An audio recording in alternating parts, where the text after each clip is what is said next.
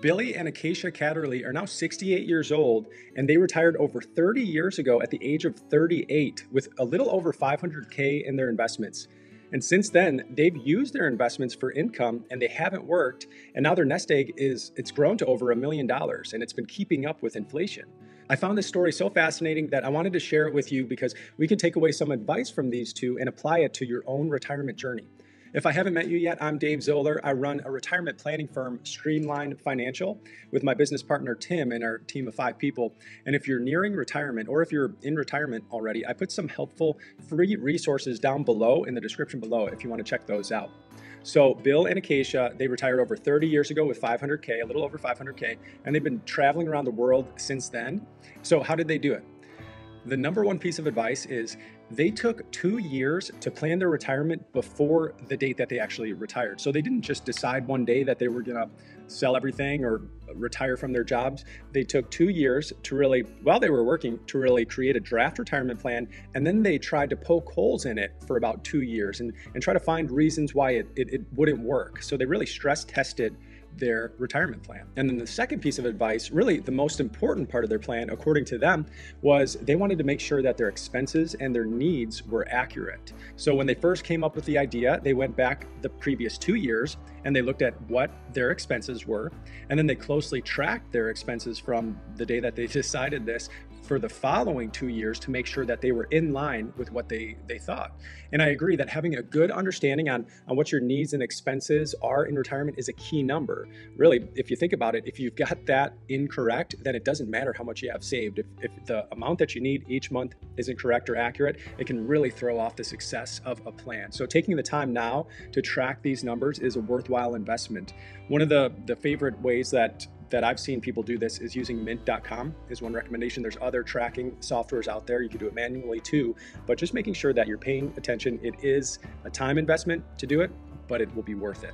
And really, just a recent story, I met with one of my favorite couples yesterday and we were looking over their retirement plan and we were looking at some of the upcoming expenses and some trips and things like that they're planning. And we were looking at their expenses and if it's accurate or if things have changed.